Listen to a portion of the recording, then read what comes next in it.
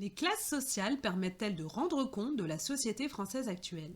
Cette vidéo s'inscrit dans le chapitre Comment est structurée la société française actuelle.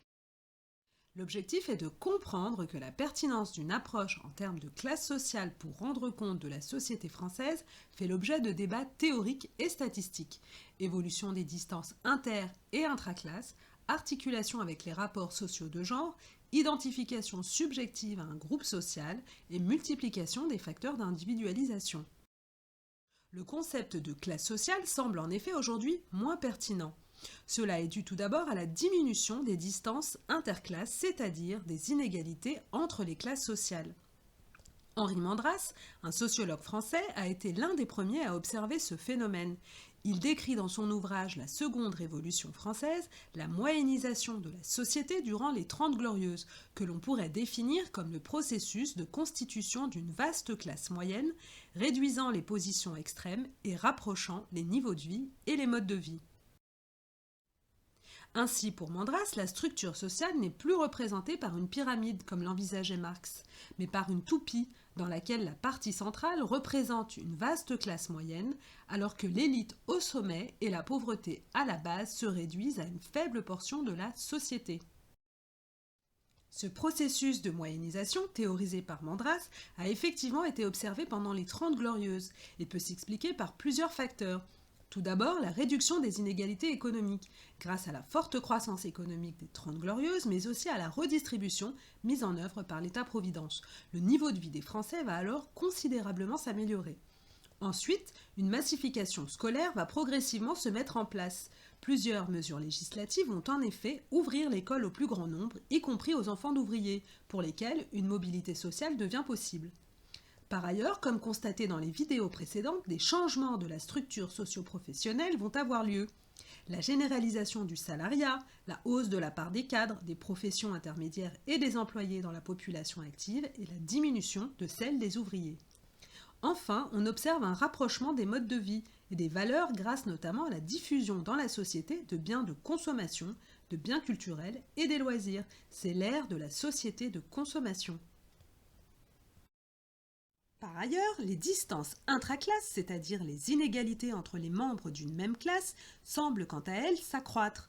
En effet, les situations et les parcours diffèrent selon le statut de l'individu, chômage ou emploi, temps partiel ou temps plein, CDD ou CDI, etc., mais aussi selon le genre, selon l'âge et l'appartenance ou non à une minorité. Ainsi, un homme cadre perçu comme blanc dans une grande entreprise en CDI d'âge moyen pourra bénéficier de meilleures conditions de travail et de vie qu'une jeune femme cadre en CDD perçue comme appartenant à une minorité.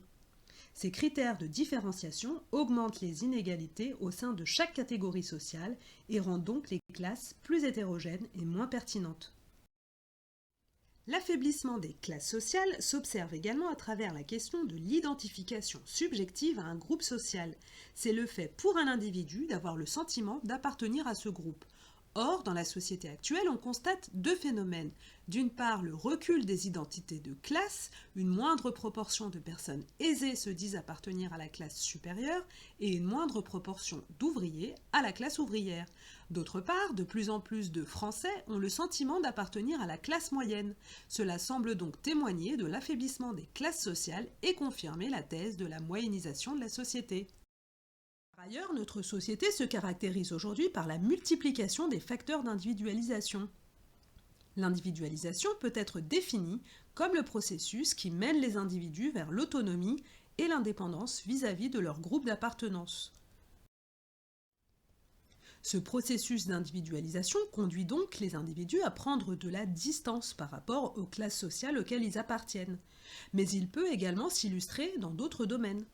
Dans les rapports au travail, où le management est davantage centré sur le projet individuel, dans le rapport à la famille, où la recherche d'un épanouissement individuel prend le dessus, dans le rapport aux politiques, où le militantisme est moins centré sur les syndicats et les partis, et enfin dans le rapport aux religieux, où la relation vis-à-vis de la croyance est aujourd'hui plus personnelle et où l'autorité des églises s'affaiblit.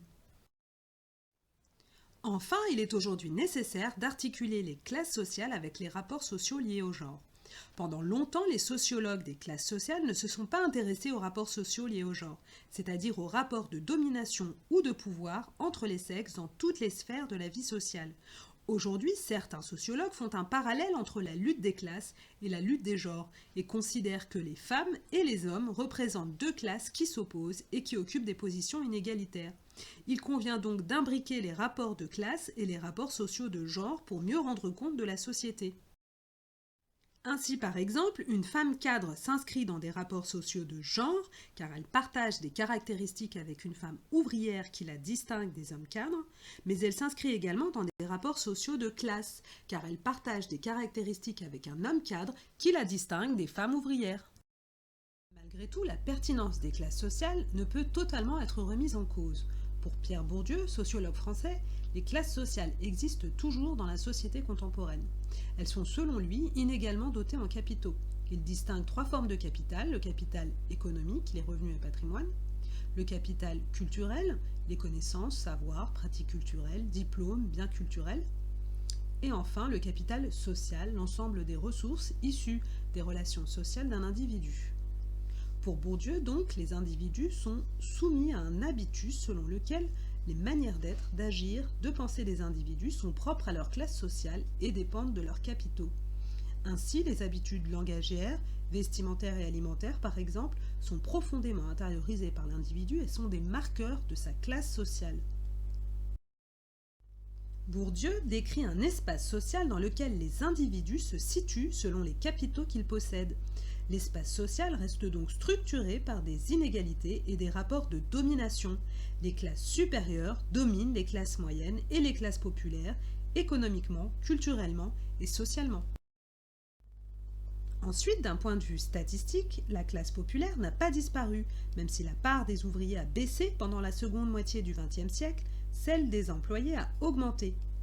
Aujourd'hui, les ouvriers et les employés représentent la moitié de la population active. Ils ont des caractéristiques communes qui les distinguent du reste de la population.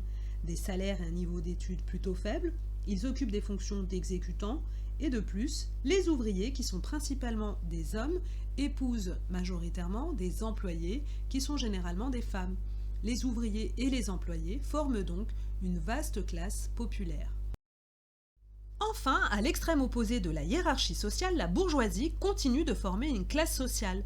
Deux sociologues contemporains, Monique Pinson-Charlot et Michel Pinson, ont consacré de nombreux ouvrages à l'étude de ce groupe social, dont les membres présentent des caractéristiques communes et distinctives. Ils résident dans les beaux quartiers de l'ouest de la capitale, fréquentent les écoles prestigieuses, les mêmes clubs de loisirs et passent leurs vacances dans les mêmes endroits. À ce titre, ils forment donc une classe en soi. Mais elle est aussi dotée d'une conscience de classe, car elle met en œuvre des stratégies pour préserver ses privilèges, avec par exemple l'organisation de rallyes pour les plus jeunes afin de favoriser l'endogamie.